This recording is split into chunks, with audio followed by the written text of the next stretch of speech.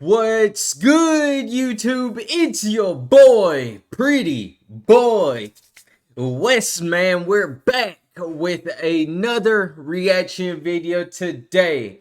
Hey, man, we got actors who went broke in the stupidest ways, man. If you're new to the channel, make sure you drop a like, comment, subscribe. We react to literally everything, man. Literally everything. But without further ado, we're about to see what I see. My boy Johnny Depp.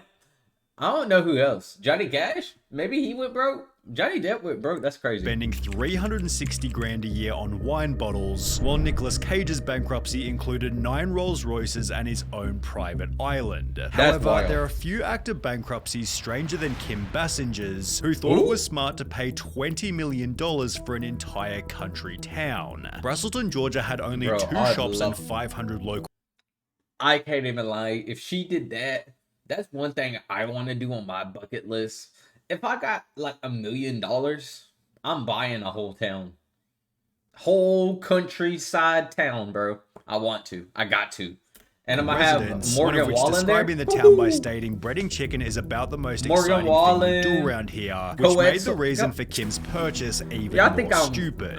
She planned on turning the town into a Hollywood tourist attraction by building a major film and recording studio with the added bonus of a theme park, homes, and shopping centers. At a time when Braselton's economic conditions were so atrocious, another local resident stated, "If we talk about the economy, everybody gets depressed." Given the real Hollywood was on the other side of the country, it's no surprise that the project failed, forcing Kim to resell the town for $4.3 million, locking in a $15.7 million loss, and the alienation of her entire family who'd also bought into the project. The stress from the town's failure then caused Kim to pull out of a movie she was starring in, prompting the producers to successfully sue her for $8.9 million, which Kim couldn't pay. You had to declare bankruptcy. You made everything and then lost everything. Lost everything.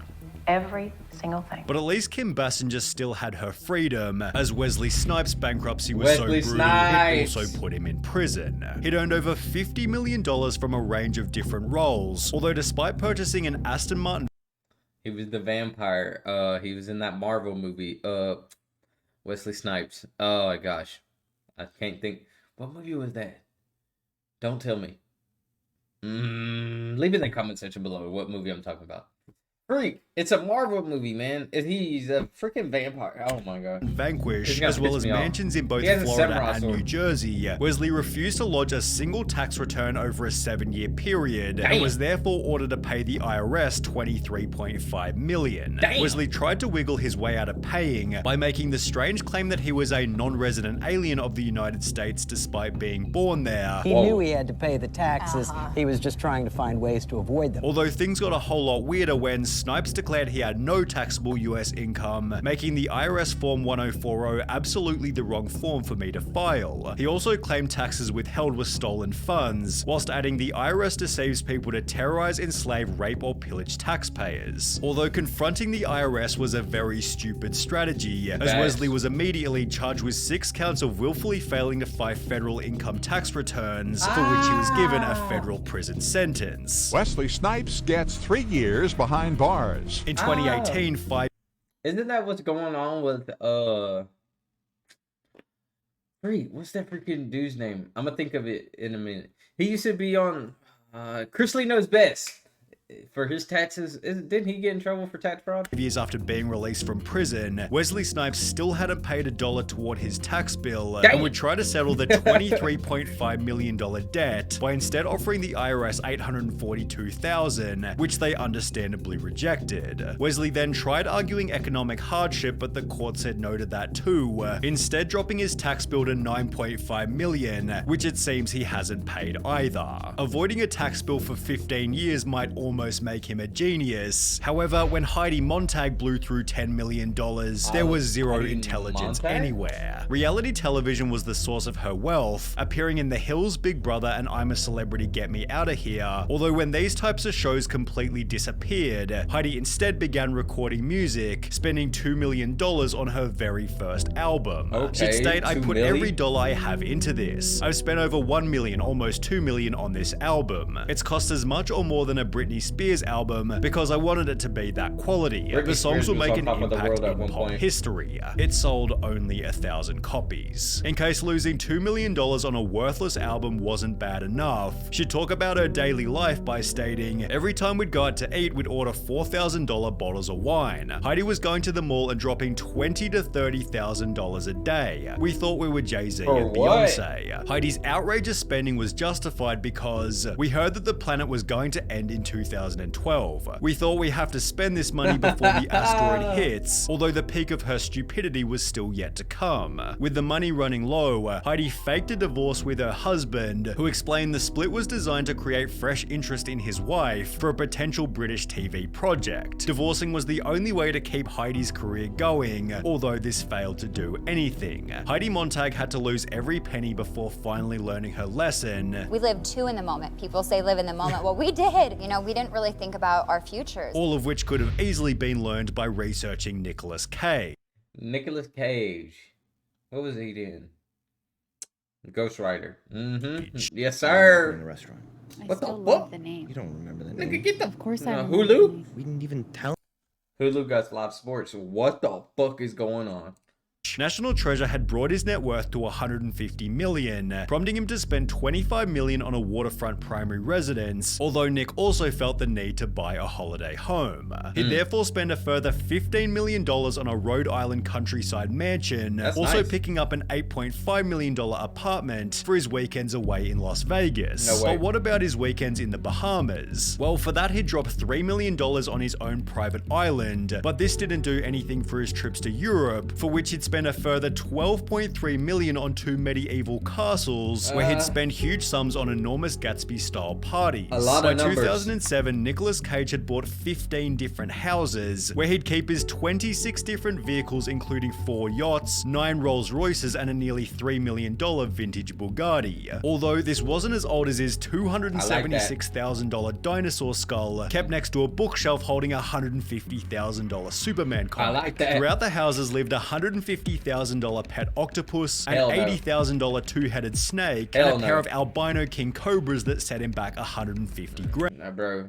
I'm just saying, if you have a snake in your house, you can't be trusted. You can't. And to add a cherry on top of the cake, Nick purchased his own extravagant gravesite for a price of $40,000, finally concluding his crazy spending spree just months before the global financial crisis. The real estate market crashed and I couldn't get out in time. At around the same time, he began receiving fewer high-paying roles, and with 6 different loans on his Bel Air mansion, plus mortgages on every other property, Nicolas Cage was headed toward bankruptcy. By 2009, he owed a further $6.2 million in unpaid taxes, forcing him to sell almost everything, most of which at a loss. His $15 million Rhode Island mansion resold for $9.5 million, while his $276,000 dinosaur skull was taken by the government after they discovered it was originally stolen. When the Mongolian government said that they needed it back, I gave it to them, but I never got my money back. Nick launched a $20 million lawsuit against his former manager, stating, Cage discovered that he is now forced to sell major assets and investments at a significant loss and is faced with huge tax liabilities, although his manager clapped back by claiming he advised Cage against buying a Gulfstream jet, against buying and owning a flotilla of yachts, against buying and owning a squadron of Rolls Royces,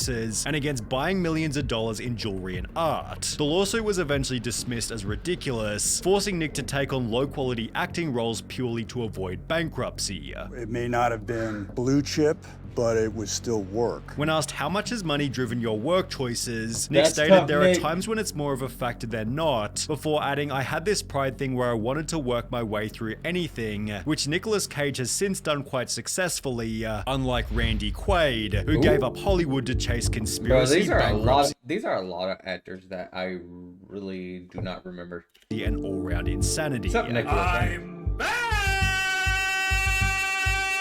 By appearing in Independence Day, Brokeback Mountain, and every National Lampoon movie, Randy Quaid became a multi-millionaire. I have earned approximately $40 million throughout my career. However, despite winning a Golden Globe and being nominated for an Oscar, Randy's career came to a screeching halt halfway through 2009. Why? Well, it began after he and his wife were arrested for trying to use a fake card to pay a $10,000 hotel bill, after which both refused to appear in court. After the case eventually settled, Randy and his wife wife were once again arrested, this time for squatting inside a vacant house they'd previously owned. However, things only got weirder from here. Randy and his wife began to claim they were being chased by a group called Star Whackers who were trying to kill Hollywood celebrities. How many people do you know personally who have died suddenly and mysteriously in the past 5 years? While also claiming the group was somehow controlling their finances. If things keep going the way they are, and we don't do something about it to expose these people, my wife and I will be out on the street. And we'll have nothing to eat. Okay, that's how bad it is. As a solution, Randy fled to Canada, where he'd begin to upload his conspiracies to YouTube. A day of reckoning is nigh. Wake up! After which he was arrested for a third time whilst trying to sneak back into America. The Oscar-nominated actor and his wife in jail this morning after being arrested at the Canadian border in Vermont. Exactly where Randy's $40 million went isn't entirely clear. However, Kelly Rutherford has been extremely open about how she spent her fortune on lawyers. After gaining international stardom for appearing in Gossip Girl, Kelly had 2 kids with a German man who wasn't a US citizen. The couple divorced in 2009 and began to argue about custody, with a judge ruling the kid should live with their father in Europe as he wasn't permitted to return to America. Because he can't come into the US, the children have to be in now France. Yes. The situation was so strange and unique, Kelly spent every penny she had trying to regain custody. It's cost you, what, about $2.5 million already? It's cost me everything I've ever made, my everything. And as a result, she filed for Chapter 7 bankruptcy midway through the court case, having assets worth only $24,000 compared to liabilities totaling $2 million. On top of this, Kelly owed more than $350,000 in back taxes, $25,000 in Amex charges, and had a monthly income of just under $1,300. Although despite spending everything she'd ever earned, her efforts failed to impact the court's final choice. Gossip Girl star Kelly. She was a great mom trying to get back her kids, man. I give her a clap. Rutherford stunned and fighting back tears after losing a bitter custody battle today in New York Supreme Court. Kelly's spending was out of complete necessity, whereas Johnny Depp's spending $650 million was nothing but complete stupidity. I rock with Johnny, bro. In 2012, he was listed as the world's highest paid actor by the Guinness Book of Records, although despite earning $900 million over a 13-year period, he spent the money so poorly Conan O'Brien joked that he must have gotten financial advice from Nicolas Cage.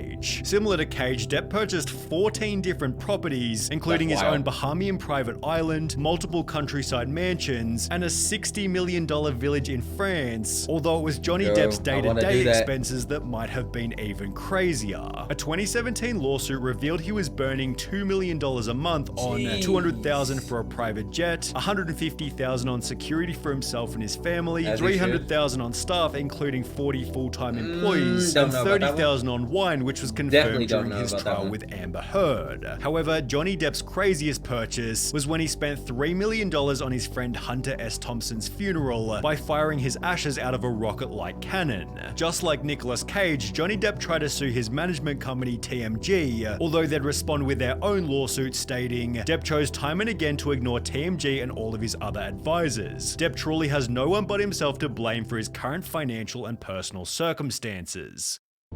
Johnny ain't broke though. He's not. Shut up. Johnny ain't broke though. That's the thing, man. Yeah, man. Johnny ain't even broke. Johnny still got, what is it called? Dior Sauvage.